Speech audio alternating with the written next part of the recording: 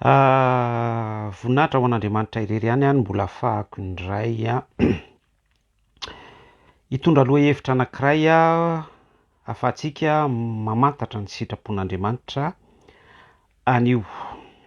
Ho an'Andriamanitra irery ihany ny voninahitra ary ny anaran'i Jesosy Kristy no entintsika manambara izany proclamation avy any am-pontsika tsiraray rehetra izany. Vavaka arsika ho voninahitr'Andriamanitra irery ihany. Satraonao zay ry tomporay masina tsotoa, mankasitraka betsaka ny amin'ny tombonandro ny fitiavanao, ilay fitiavana manaronao fahotana, ilay fitiavanao mbola antoka sy assurance indrindra fahafahana ahafahanay manana privilège mandinika ny sitraponao indray amin'ity andro anio ity. Manampibetsaka anay Jesosy Kristy sokafan'ny tontolo ara-panahinay ny vatanay hivelatra ny amin'izany ny momba anay rehetra mba hiandray ny teninao amin'ny lafiny tianao andraisanay azy fa tsy ny tianay andraisanay sy hiainanay azy. Ny aja sy ny dera dia ho anao irery ihany raitsoto ary ny anaran'i Jesosy Kristy no entinay manositra izany vavaka izany. Alleluia, amen. Ny lohahevitra hodiny antsika androany sœurs sy frères dia mikasika ny hoe 26 juin fety ny fahaleovantena cache misère. Zay zany no hitondrantsika lohahevitra androany. Vitiny ny fetin'ny fahaleovantena ny fankalazana ny 26 juin dia samy nankalaza aniny daholy ny isam-batan'olona tsiraray avy ny isan-tokony avy ny isa-tsaranga avy ny tsiraray avy ny androm-panjakana isan-tokony ny rehetra rehetra na ny tany atoerana na ny taty ivelany dia samy nihetsiketsika sy ny tsodrano ny rary firarian-tsoa ny zara teny mamy atao anatin'ireny zavatra tsara daholo zany fa ny tena hitondrantsika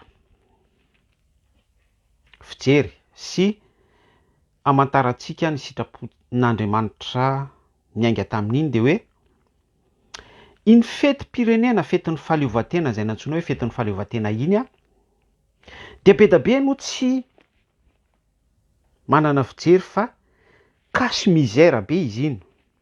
Zay le hoe cache misère izay dia misy fahantrana lalina ao ambadik'ilay izy fa afenina amin'ny alalan'ilay hoe fetin'ny fahaleovantena. Zava-dehibe ty zavatra ho resantsika androany ity, ahafahantsika manana fisainana misokatra sy fisainana mivelatra indray, indrindra amin'ny famantarana ny sitrapon'Andriamanitra. Averiko indray hoe be da be isika no tsy conscience tsy consciente fa iny fisian'ny fetin'ny fahaleovantena izay efa miverimberina isan-taona, 80 taona mahery izay no ny aina ny vahoaka malagasy azy iny dia misy misère be mihitsy ao ambadika izy iny, misy fahantrana lalina ao ambadika izy iny, misy tsy fahatomombanana izay fatoran'ny fery ratra séquelles sy ny zavatra be da be afaka anambarantsika azy tao ambadika iny, etikety sy logo dradradradraina fa fetin'ny fahaleovantena iny. Fantatsika rehetra fa ny terme hoe fahaleovantena na nindrina aniny vaninandro iny dia niainga tamin'ny tolom-panafahana MDRM, ny VVS, ny diaspora sy roza rehetra bikotro marolatra ny tolona tamin'izany vanim-potoana izany ho fanafahana ny firenena malagasy ny vahoaka malagasy teo ambany vahon'ny mpanjana tany. Dia izay le hoe fanafahana izay dia mivelatra be mihitsy. Lafy ny ara-ekonomika, lafy ny ara-tsaina, lafy ny ara-batana, lafy ny rehetrarehetra mihitsy, eny fa ny lafiny ara-panahy spirituel. Averiko tsara hoe afaka mivelatra be mihitsy izay sujet izay hoe voazanaka isika, voageja andevo isika.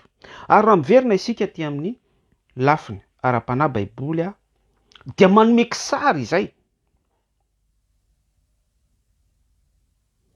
ny fanandevozana vahoaka Israel andevo ny firenena Egyptianina. Farao ny mpanandevy tamin'izany image n'ilay lehilahinota antikristy. Ny vahoaka Israel, ny vahoaka Hebreo dia nanome kisary ny vahoaka an'Andriamanitra. Fa ilay contexte hoe mpanandevy sy andevo no tiako asongadina amin'izay. Dia amin'izay contexte biblika izay, amin'izay tantarany zanak'Israely izay nefa, andevo ny vahoaka Hebreo.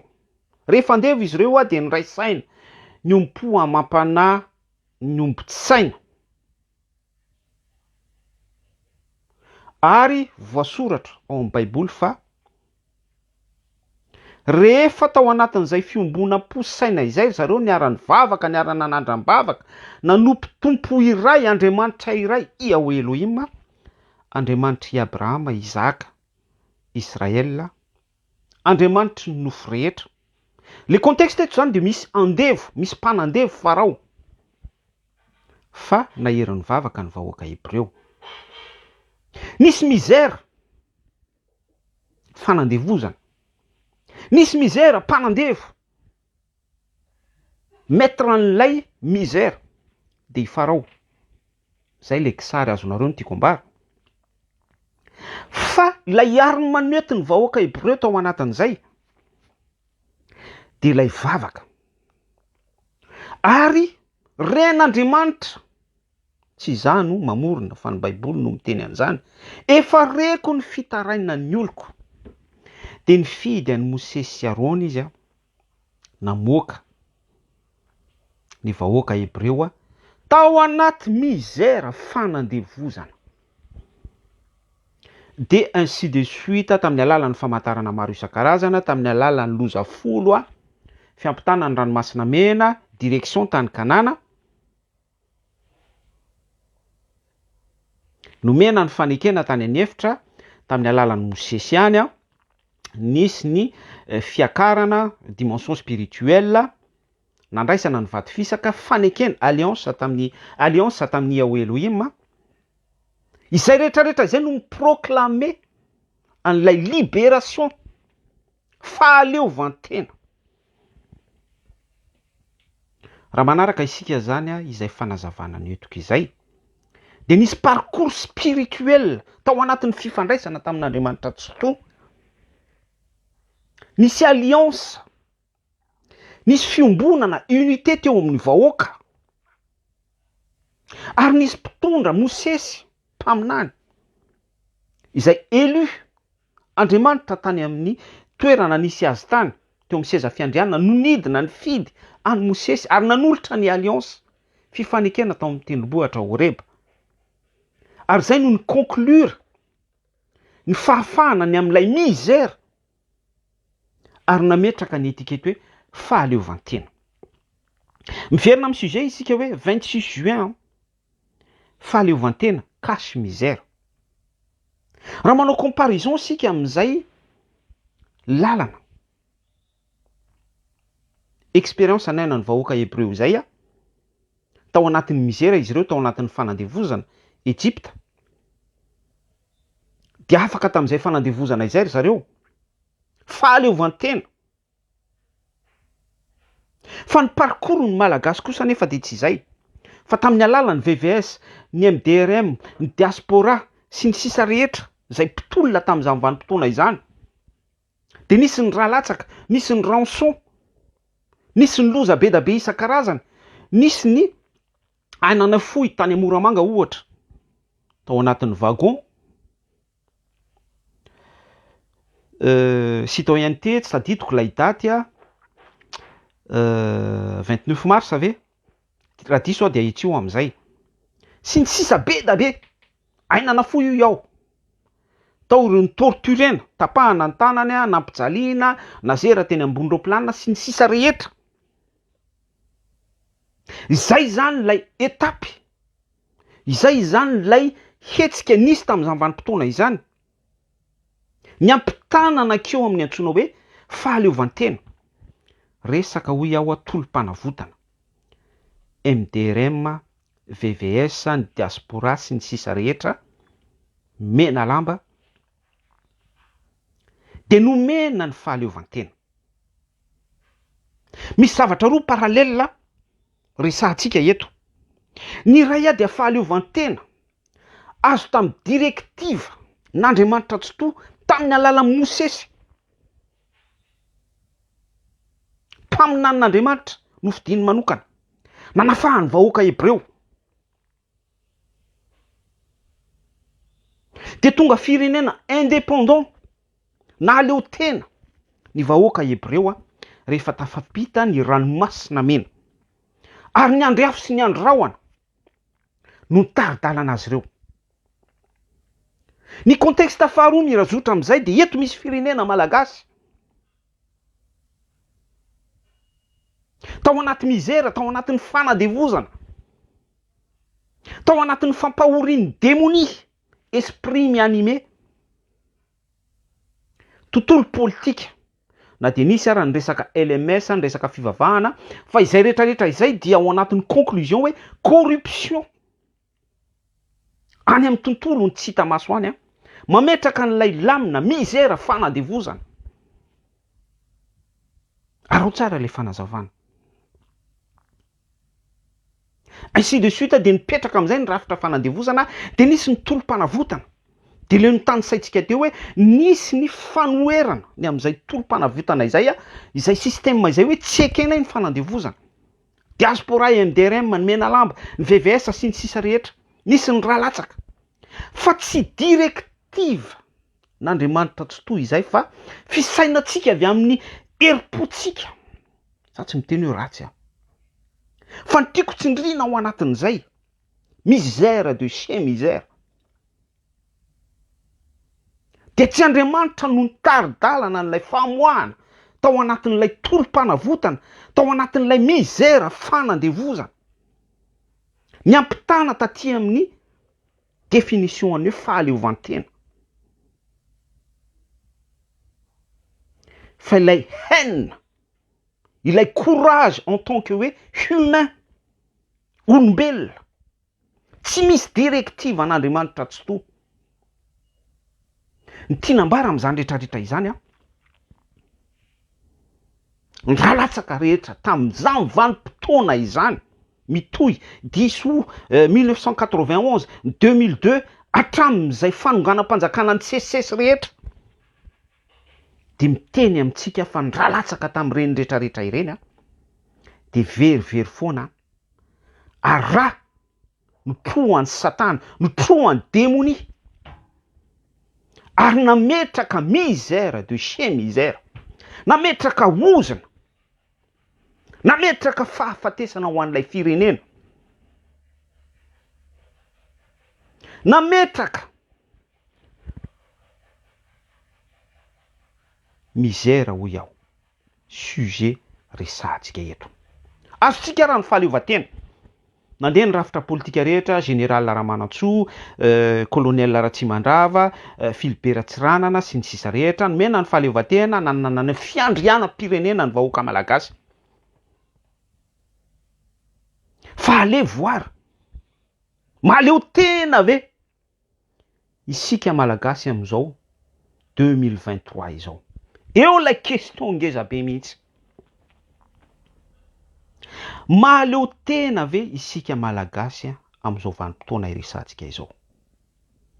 Teo tsika dia nanao comparaison hoe nisy firenena Hebreo tao anatin'ny misère. Fa Andriamanitra Tsoto nanala azy tao anatin'ny misère de chez misère. Misy firenena malagasy tao anatin'ny misère fanadevozana. Ny VVS, ny MDRM, ny reo ny tanitsaitsika rehetrarehetra teo no nanala azy tao anatin'ny misère. Nyainga tamin'ny antsoina hoe heripo, patriotisme. Nitsiry tamin'ny maha olona izao, je suis. Zéro, tsy nisy directive n'Andriamanitra Tsoto zavatra roa samy hafa izany. Eo sika dia afaka mamaly hoe ny firenena hebreo manao ahoana ny endriky ny fahaleovantenan'izy ireo, lafiny sosialy, lafiny ekonomika, lafiny fiandrianam-pirenena. Ary eo misehatra iraisam-pirenena ny valeur ny vahoaka Israel hebreo. Za mbola tsy miresaka côté spirituel, tsy miresaka parcours biblika, tsy miresaka aim-pana araka ny soratra masina, fa ajantsika aloha amin'izay kisary du premier degré izay ahafahantsika mandray azy sara.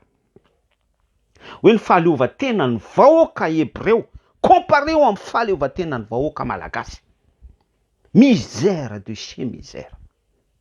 Mahaleo tena ve ny vahoaka malagasy? Mahaleo tena ve ny firenena malagasy? Manana ny fiandrianam-pireneny marina ve isika malagasy? Gasy ve no mitondra ny Madagasikara? Gasy vazaha sa japonais? Nationalité malagasy ve sa double nationalité?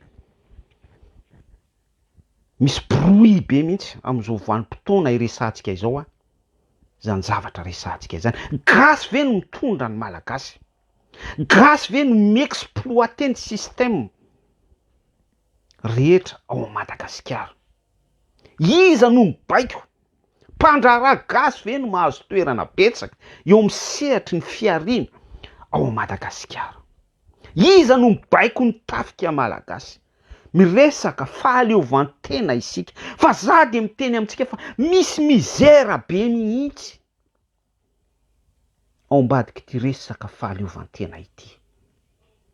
Samy mamaly ny fanontaniana isika. Mahaleo tena ve ny vahoaka malagasy? Mahaleo tena ve ny firenena malagasy? Alléluia. Isika tsirairay avy no mamaly an'izany. Any Madagasikara ve mahaleo tena ny vahoaka malagasy? Any Koweto ve mahaleo tena ny tovovavy malagasy, ny tovolahy malagasy? Any Liban ve mahaleo tena ny zaza malagasy, ny olon-dehibe malagasy? Aty Europa ve mahaleo tena izaza malagasy sy ny citoyen malagasy rehetra? Tiako tenena amin'izay hoe atiny sy ivelany. Mahaleo tena ve isika malagasy? Sady mbola miaina fanandevozana, miaina misère. Zay le misère izay enveloppe ngeza be mihitsy ao anatin'izay daholo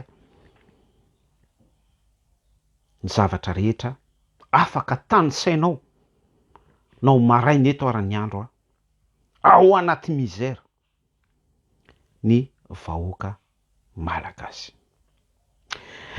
De nandeha ny tontolon'ny etsika fahaleovantena cache misère hoy isika. Zay ny sujet atsika eto cache misère.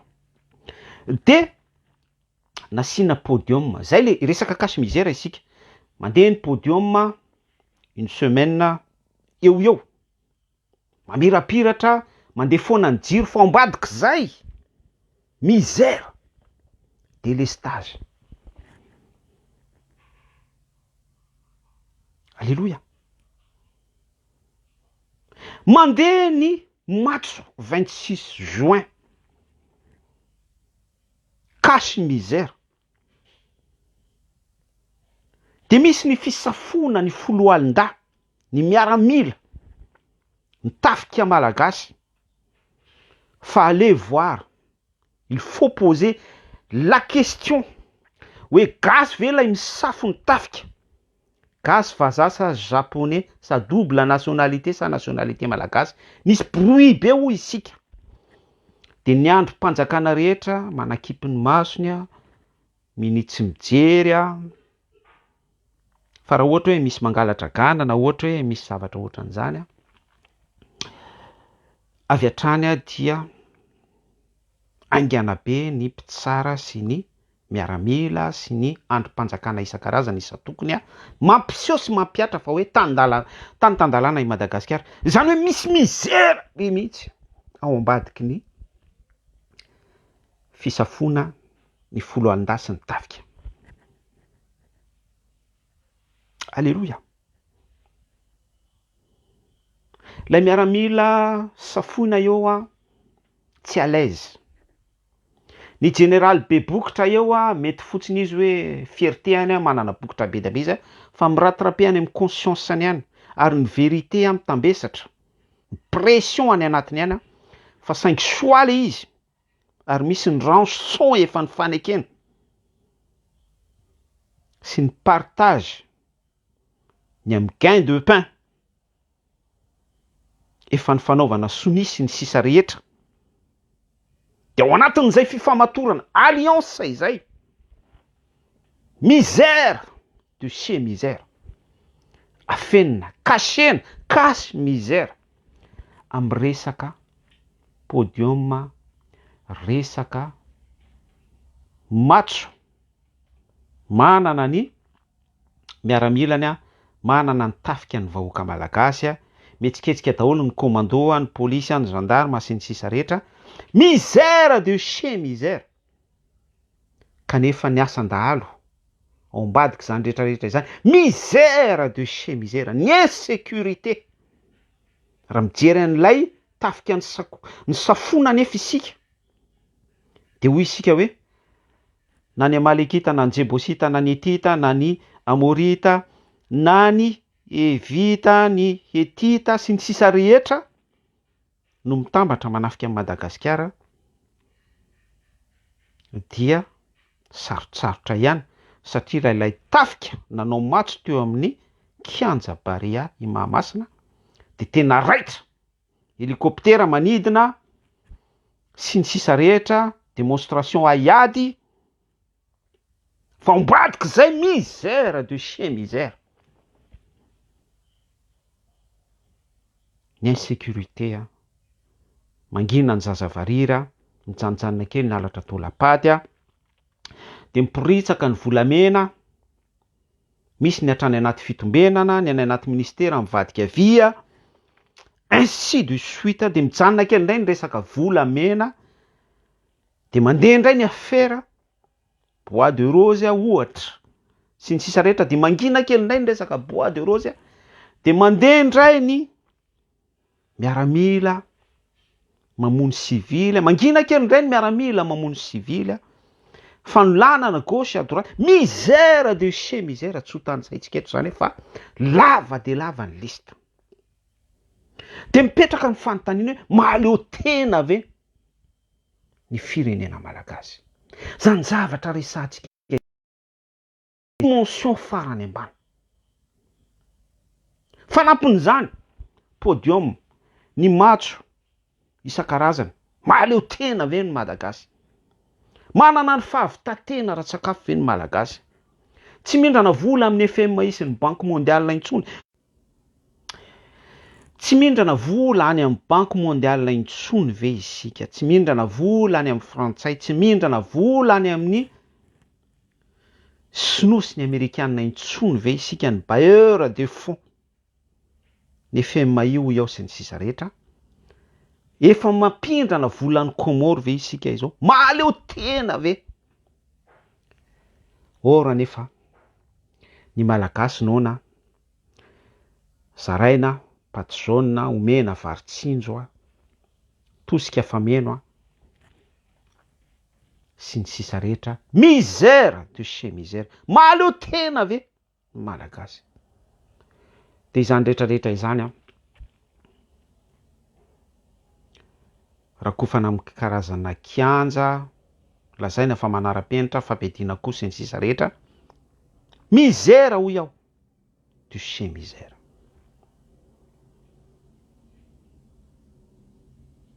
raha lasa ranabavy ao amin'ny tompo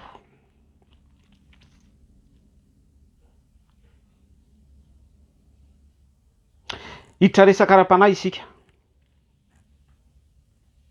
Madagasikara any Kristy eto miakatra ity firenena ity efa nresantsika teto foana izany ny logo an'ny mpanao politika ny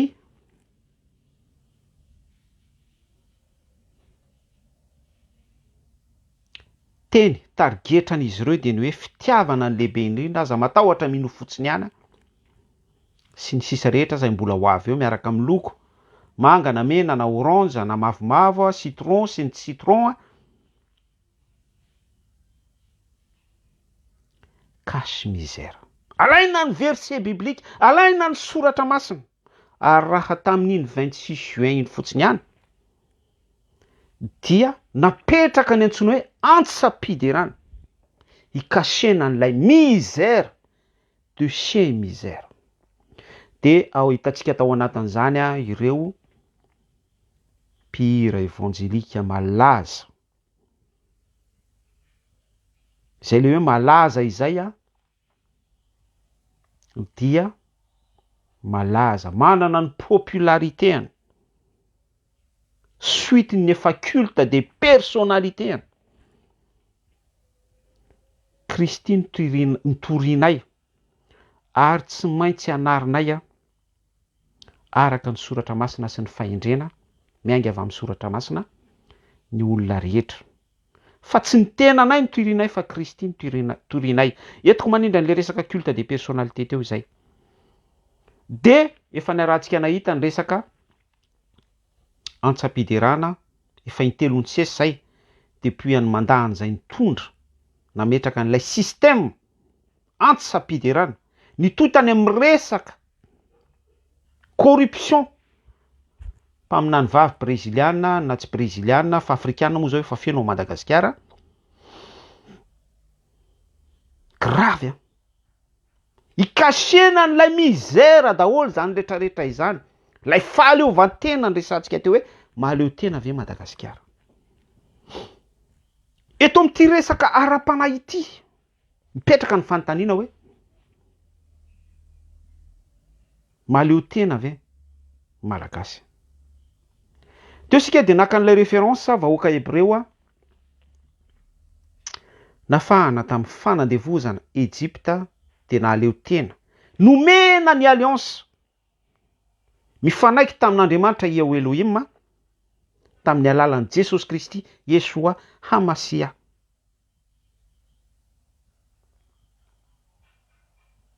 Fa mipetraka ve izay hoe manana ny alliance amin'Andriamanitra tsy toy ny vahoaka malagasy, sa alliance amin'ny faux prophète, alliance amin'ireo mpihira évangélika manao show, manao spectacle,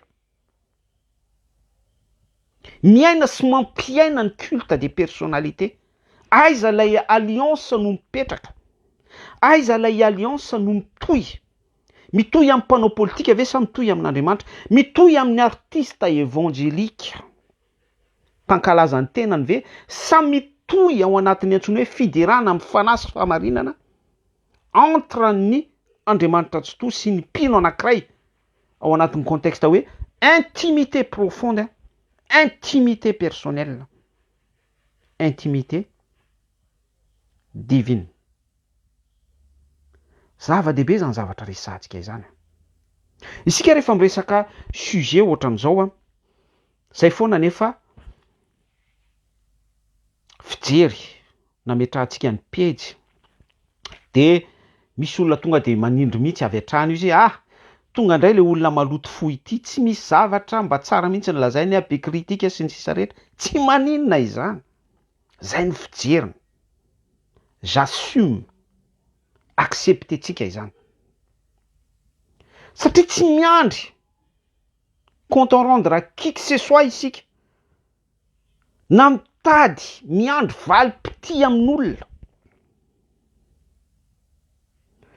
Ny antsika dia mazava be hoe ataovy izay nasaina nataonareo hoy izy Andriamanitra tsy toa, dia ataovy ampy anareo, ampy anay rehefa vitanay izay tokony ho nataonay. Dia zay fotsiny ihany. Tsy manana haine, tsy manana rancune, tsy manana compte en rendre, tsy manana règlement efaina amin'iza siza isika, fa juste mampafantatra ny misère. Averiko tsara hoe juste isika mampafantatra ny misère. Lay misère, lay obscurité dévoilé an'izay isika ary mizara izay indisy izay. Efipetsin'ny Satana, saindalin'ny Satana. Ny ambiny dia apprendre ou à laisser. Miresaka fahaleovantena isika. Drandrandrandrana hoe firenena mahaleo tena ny malagasy. De efa ndresantsika teo hoe manomboka any amin'ny mpitondra mahaleo tena ve? Sa gasy, sa vazaha, sa japonais, sa sinoa, sa double nationalité. Ao Madagasikara ny malagasy tompon'ny harena ve? Manjaka amin'ny hareny ve? Any amin'ny sehatry ny fandraharana.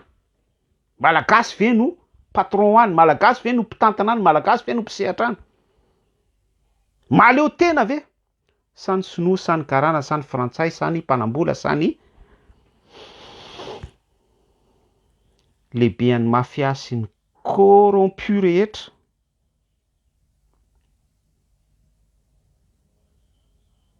Ireo mpanandevy rehetra, ireo mitana ny lakle an'ny misère rehetra no tompony sehatra any amin'izay zavatra nosoritatsika sy nambarantsika izay. Ainsi de suite. Aty Europe, any Koweït, any Liban, any Canada. Mahaleo tena ve malagasy? Surtout resaka spirituel. Mahaleo tena ve isika malagasy? Za de malahelo mihitsy mahita ny gasy miady firazanana ho jiosy. Fa anatin'izay de misy an'ilay esprit manandevo. Atao daholy sy katsahana izay possibilité amin'ny resaka ressemblance. Ressemblance fakanatahaka. Fitafihana fiteny, kultura sy ny sisa rehetra seho ivelany. Za tsy contre. Ary raha misy ny fivavahana manakaiky indrindra ny fahamarinana dia ny judaïsme izay manaiky an Jesosy Kristy fa Messia, misy rimy mandresahako eto. Fa izay zavatra izay de tsy maintsy misy ny conclusion. Galatiana 5:5 fantaro amin'ny voany ny azo. La Galatiana 5:5 2 sy 7 dia vokatry ny fanahy. Fa raha ohatra hoe miteraka vokatra maolona eo amin'ny tenanao le izy, miteraka vokatra hoe je suis juif, je suis messianique, de mitovy amin'ny resaka hoe izaho dia pentecôtiste, izaho dia sabatiste, izaho dia rema, izaho dia refi, izaho dia winners chapel, izaho dia ceci cela, izaho dia sy ny sisa rehetra. Mitovy amin'izay le izy. Raha vao tsy ao ilay vokatry ny fanahy. Resaka religion, resaka dénomination tsy mitondra famonjena izany. Fa izany zavatra resantsika izany de endriky ny tsy fahaleovantena. Dia ambonin'izay ao anatin'ny tontolo spirituel andresantsika dia mipetraka amin'izay le cache misère, fahagagana, ny miracle, ny prospérité, ny positivisme, ny mélange amina spiritisme sy ny zavatra ohatran'izany, développement personnel, de mandeha amin'izay ny karazana science be da be isan-karazany. Ahafahan'ny masonao taitaitra, ahafahan'ny masonao sy ny ao anatinao ho jamba amin'ny alalan'ilay seho. Plagia zany, plagia ny fahagagana. Ohatra hoe misy transfiguration a Jesosy Kristy niaraka tamin'ny mpianatra, de nisy ny transfiguration, de vokatry ny voninahitra.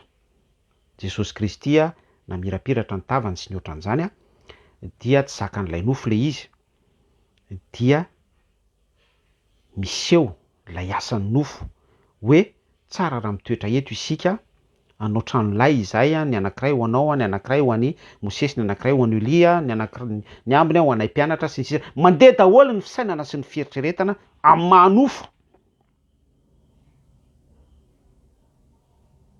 De izay fietsehanao amin'ny tontolo divin izay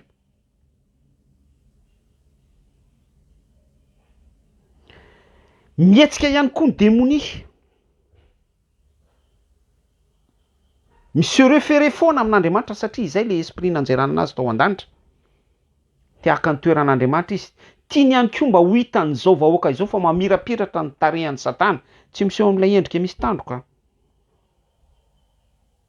Tsy miseho amin'ilay endrika mierona sy mitrena. Tsy mamoaka grify a. Tsy manao endrika biby lava lay miétouffé manakenda. Fa manao plagiat lay transfiguration de Jesosy Kristy. Endrika mamirapiratra, endrika voninahitry ndray a gloire.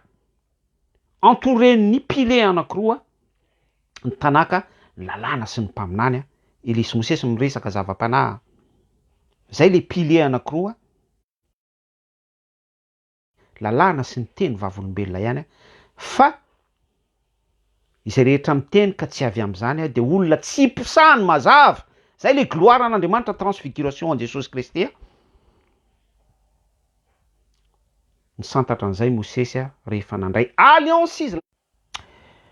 Ny santatra an'izay Mosesy ho iaho rehefa nandray ny alliance izy ilay nresahantsika teo tany amin'ny tendrombohitra Horeba. Alliance fifanekena Andriamanitra tsy to nanamarika fa tena hoe peuple indépendant ny vahoaka Hebreo mahaleo tena fa tsy ao anaty cache misère. Ainsi de suite de miditra miresaka ara-panahy amin'izay tsika.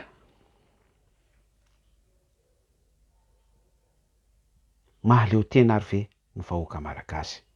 Mahaleo tena ve ny firenena malagasy ao anatin'ny tontolo spirituel. Raha mandinika nefa isika dia tonga eto daholo.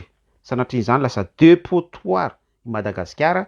Tonga eto daholo ny faux prophète africain, ny brésiliana efa nandalo tety, ny malagasy mihitsy efa mitsangana satria lay esprit no mifo, misy otrika miforona. Ny anton'izay de hoe misy misère ao anatin'ny Madagasikara. Ao anatintsika ao, misère, obscurité, fahamaizina. De lasa misy milaza ny tena no Messia. Fandresantsika teto foana izany. Karazana apôstôly maniry ohatran'ny nianana, ny bisopy, ny mpamboatra vitana. Mahaleo tena ve ny malagasy. Sady miteny amintsika fa zan'olona mahaleo tena izany. De misy an'ilay esprit Eli. Eli de olombelona tahaka antsika ihany izy fa nahery nivavaka izy rehefa nivavaka izy tamin'ny vanim-potoana mifanandrify amin'izany dia nanetsika avy ny orana, nanetsika napidina ny hafa avy any an-danitra, nandoro ny fanatika, nanetsika sy ny sisa rehetra izay tokony hietsika araka ny volonté divine. De zay esprit Eli zay portion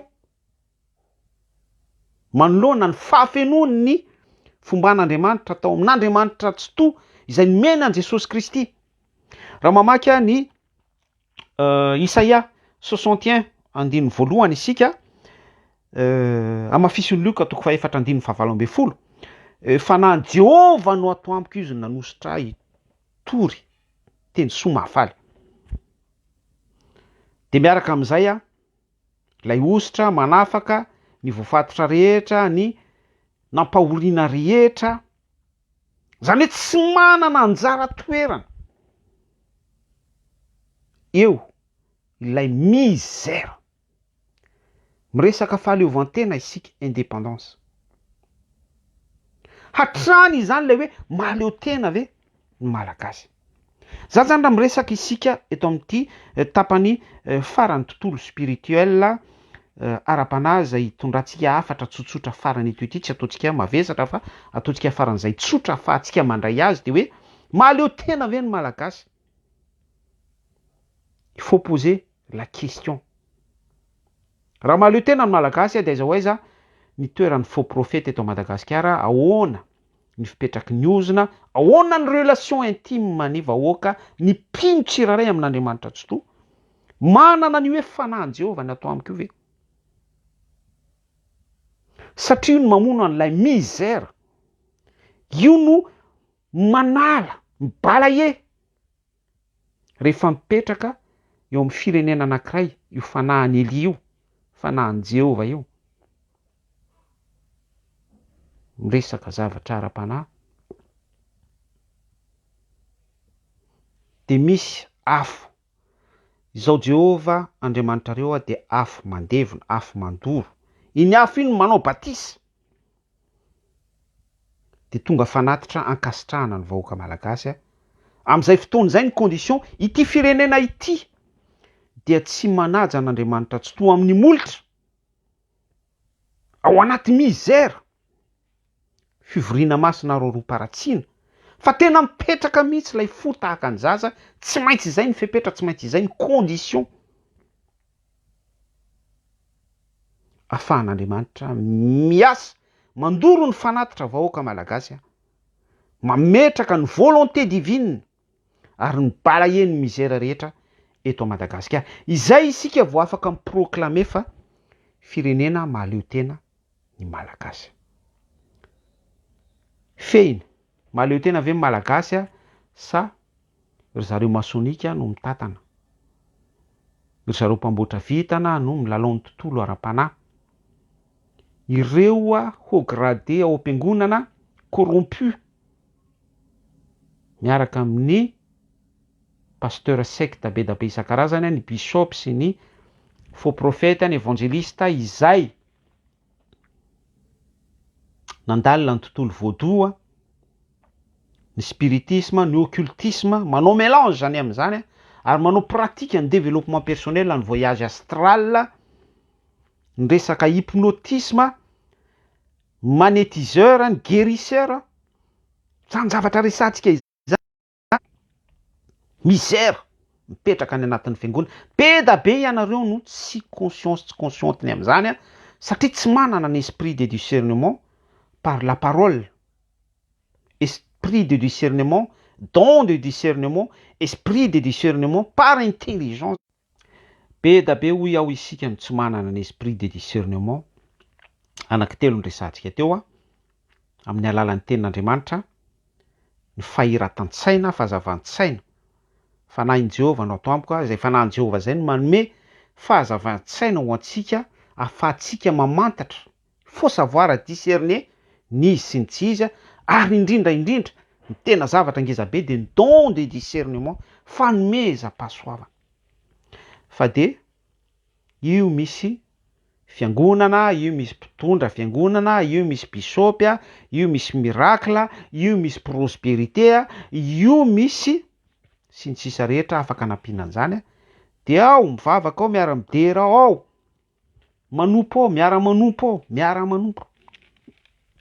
Tsy manondro fiangonana fa manondro toetra sy attitude, fitondran-tena, fiaikena ao anatin'izay esprit corrompu izay. Grave. Mahaleo tena ve isika sa ao anaty misère, sa miaina kasy misère? Mifameno izany zavatra rehetra izany. Sady tsy mahaleo tena isika no miaina misère isika, no mbola miaina kasy misère ihany koa. Grave. Ary ny zava-doza dia tsy misy initiative, tsy misy fisainana sy fieritreretana hibebaka, manomboka any amin'ny lehibe indrindra ny mpitondra, hatrany amin'ny irakiraka ny vahoaka madinika. Fa de aleo misafidy ihany ny tontolon'ny abomination, ny fampandihizana fitombenana, ny podium, ny spectacle, ireny tsy inona ny hoe aleo mba hiaine. Fa tsy afaka inversena ve zay tendance izay hoe miaina soratra masina, miaina ny sitrapon'Andriamanitra. Hoe andao mba hiaine, dia andao mba hiaina ny sitrapon'Andriamanitra. Andao hiaina soratra masina, andao hiaina ny volonté divine. Fa de hoe mafy ny fiainana eny. Tsy moramora ny zavatra misy, mitady vola sy rehetra. Alao mba hiaina, hidefoly, hijery spectacle, hijery podium, hijery mamirapiratra, hijery matso, hijery zavatra toy ireny, kasy misère.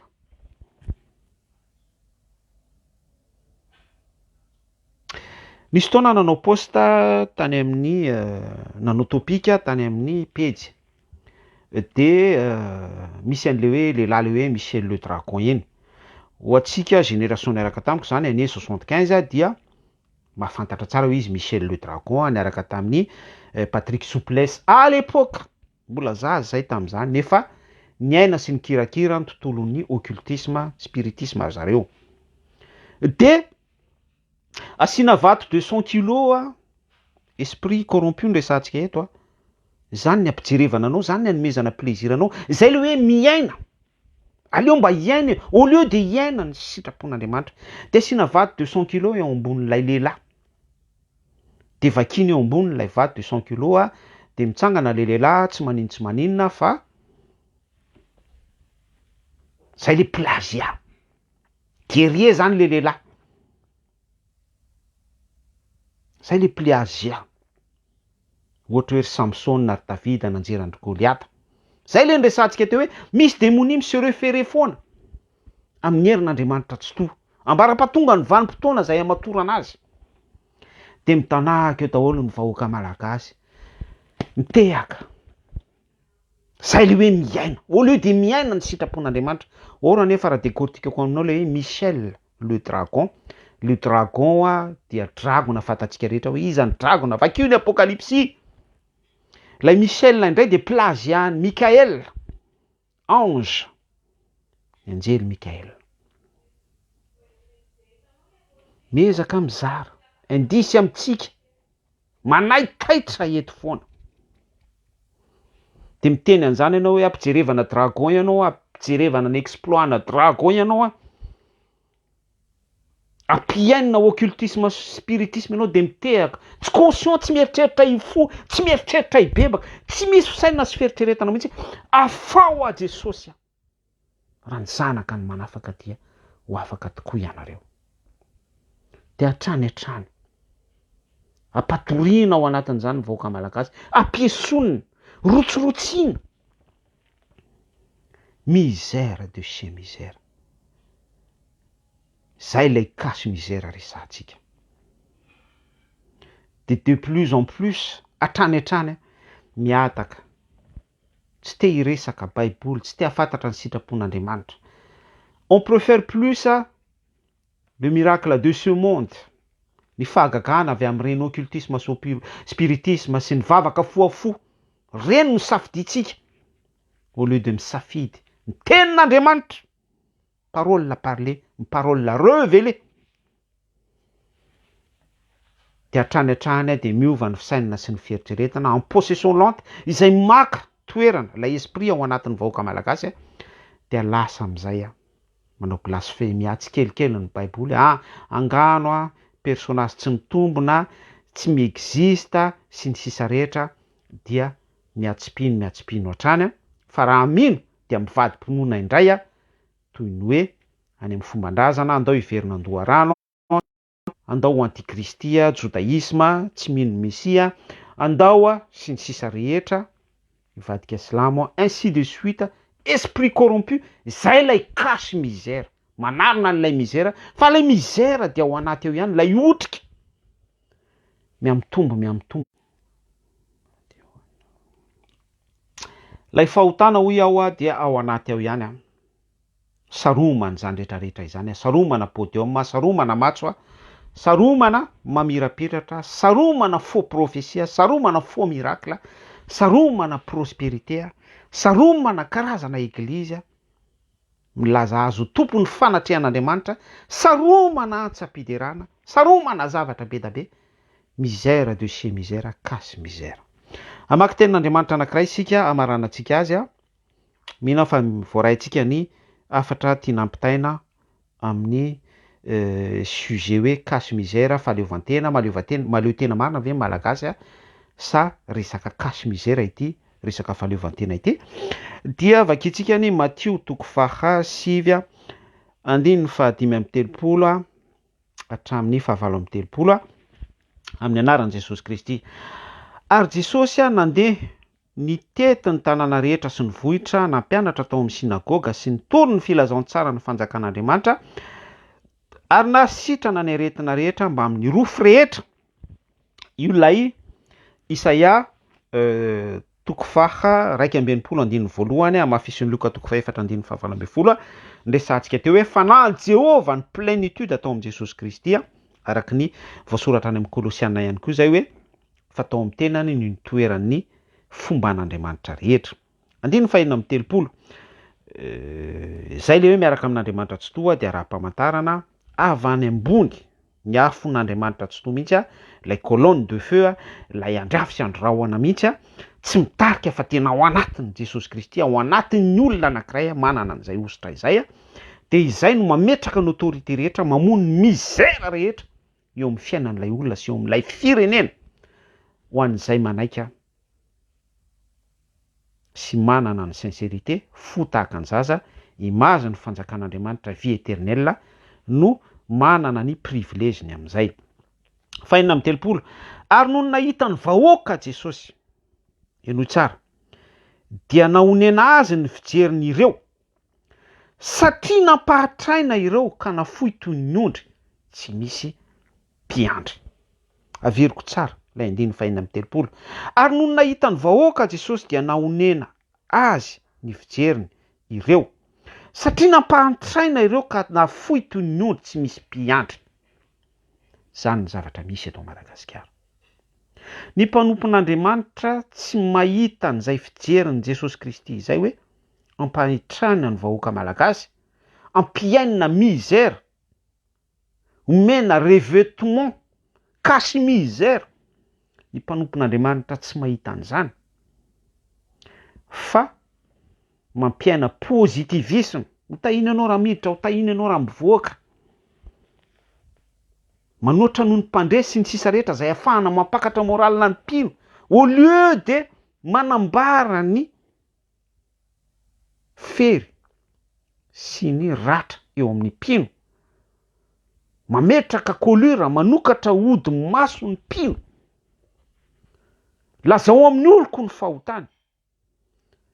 Ny mpanompon'Andriamanitra tsy manana an'izay esprit izay dia ao anatin'ny klasin'ireo corrompu, ao anatin'ny klasin'ireo efa nanolotra ny fanahy, mpiatsara velatsia, mpiray petsapetsa, agent démonie. Zay izy mazava tsara. Fahavalo amby telopolo. Be ny vokatra fa ny piasany vitsy. Vitsy de vitsy any mpanompon'Andriamanitra. Misy rahalahy ihany any ranabavy mizara tahaka ny zavatra zaraitsika, manaitaitra, milaza zavatra ara-panahy, milaza ny fahotany, manindrona n'ilay abse mihitsy, ilay fery, ipotsahan'ilay nana, ilay pué ivoaka. Ahafahan'Andriamanitra tsy toa Jesosy Kristy manao pansement, manasitrana ny fery. Betsaka ny vokatra fa ny piasany vitsy. Mitady olon'Andriamanitra tsy toa ampiasaina anala ny misère sy ny kasy misère eto Madagasikara. Koa amin'izany mangataha amin'ny tompony vokatra mba hampandehanany piasa hamory ny vokatra. Eto dia mampita hafatra amintsika hoe mandeha ny fotoana tic-tac tic-tac tic-tac. Aza miray petsapetsa ao anaty misère. Aza miara-miasa amin'ireo mpampahantra sy mpampahory, ireo corrompu. Mivoa tao ianareo ry oloko, hoy ny soratra masina. Jerevo ny tokantranonao, jerevo ny firenenao, jerevo ny tenanao aloha. Aiza ho aiza ao anaty misère ve ianao, ao anatinao ve ny misère? Sao ianao mpino feno misère, feno rombaka, cimetière, fasana amin'ny lalitra fotsy, misère de chez misère, esprit pharisien. Fa mampiasa ny soratra masina, mampiasa ny etikety Jesosy Kristy, mampiasa ny anarana kristianina ho kasy misère. Tianao Jesosy. Misaotra Tompo ny amin'ny zavatra izay voazara sy voambara. Mamela ny elokay, mamondrafo aminay, tsy miendrika eo anatrehanao izahay, feno misère, feno rombaka, feno falitona, feno ratra ny tenanay, ny atinay dia fahotana, tahaka ny lamba miosondray eo anatrehanao. Tsy misy afa-tsy anao no afaka manala izay mizera izay ao anatinay. Maranitra noho ny sabatra roa lela ny teninao dia izay teninao izay no afaka mampisaraka ny maranitra noho ny sabatra roa lela ny teninao ray tsy to ary tsy misy afa-tsy teninao izay ihany no afaka manasaraka ny aina sy ny fanahy, ny tsoka sy ny tonony manala ny mizera ty anatinay. Dia ankinay betsaka aminao ny momba anay rehetra satria tsy afaka manapaka ao anatin'izany ny fôro avy aminay ny finiavanay. Ny etaeta ihany no afaka velominay amin'ny maha izay anay ny ambiny rehetra dia ankinay aminao Jesosy Kristy. Ity ny tenanay atolotray ho fanatitra velona. Ity ny momba anay rehetra. Jereo ny firenenay, jereo izay tsiraray avy. Ireo izay mangetaeta teo afaka amin'ny mizera. Ireo izay mangetaeta matsiaro fa menatra satria mitafy kasy mizera dia entina eo anatrehanao avokoa Jesosy Kristy. Ny aja sy ny dera dia ho anao reriany ary tsy to ary ny anaran'i Jesosy Kristy no isaoranay sy anasianay tombo-kase ny zavatra rehetra nambara teo. Alleluia. Amen. Zay dia manonona fiadanana manokana any sœur Fovato any sœur Sara disciple Yeshua Zionna zokovavy reny ara-panahy Antioa. Tainy tompo sika rehetra anonima rehetra ao ambadika ao.